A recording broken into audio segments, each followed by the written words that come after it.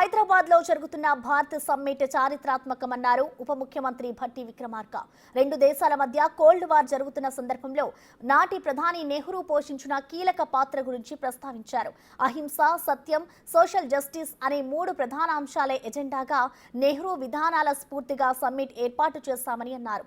Summit లో పాల్గొన్న వారు 8 ప్యానెల్స్ గా ఏర్పడి వివిధ అంశాలపై చర్చించారని అన్నారు ఆయన. ఇక తెలంగాణలో సామాజిక న్యాయం, అభివృద్ధి, సంక్షేమ పథకాలపై ప్రతినిధులకు సంపూర్ణంగా వివరించామని అన్నారు భట్టి. తెలంగాణలో జరుగుతున్న సంక్షేమాభివృద్ధిని వీరంతా గొప్పగా అభినందించినట్టు చెప్పారు. ప్రగతిశీల భావాలు కలిగినటువంటి వాళ్ళు, శాంతి కాముకులు, గ్లోబల్ జస్టిస్ జరగాలని కోరుకున్నటువంటి వాళ్ళు, అసమానత లేనటువంటి సమాజాన్ని నిర్మించాలనుకున్నటువంటి వాళ్ళు పెద్ద ఎత్తున ఈ భారత్ సమ్మిట్లో పాల్గొనడానికి ఇక్కడికి వచ్చారు.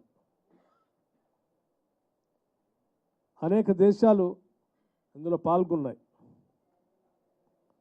పాల్గొన్నటువంటి వాళ్ళందరూ కూడా ఈరోజు పెద్ద ఎత్తున 8 ప్యానెల్స్గా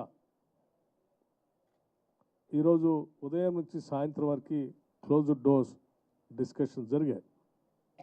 వాటిలో multilateralism, youth empowerment and gender empowerment, climate justice, social justice, peace and Telangana rising అన్ని అంశాలతో చర్చలు అనేక రకాలుగా జరుగుతూనే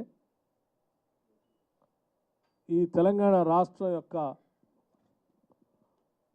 ఉన్నటువంటి పరిస్థితులు, చేస్తున్నటువంటి అభివృద్ధి,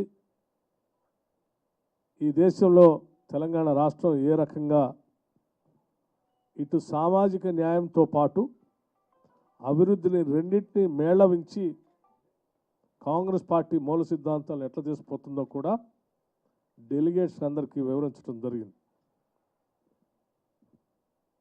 ఈ వివరణలో పాల్గొన్నటువంటి అనేక మంది పారిశ్రామికవేత్తలు, దేశాధినేతలు అందరూ కూడా తెలంగాణ తీసుకున్నటువంటి భారత్ సమ్మిట్, అలాగే తెలంగాణ రాష్ట్ర ప్రభుత్వం తీసుకున్నటువంటి సంక్షేమ అభివృద్ధి కార్యక్రమాల పట్ల వారు సంతోషాన్ని వ్యక్తపరచడమే కాకుండా ఈరోజు గ్లోబల్ జస్టిస్ కోసం రాహుల్ గాంధీ గారు తీసుకున్నటువంటి న్యాయ అనేటువంటి సిద్ధాంతం పైన గ్లోబల్ జస్టిస్ కోసం తెలంగాణ ప్రభుత్వం చేసినటువంటి ఈ ప్రక్రియని ఇందులో పాల్గొన్నటువంటి డెలిగేట్స్ అందరూ కూడా మనస్ఫూర్తిగా అభినందించడమే కాకుండా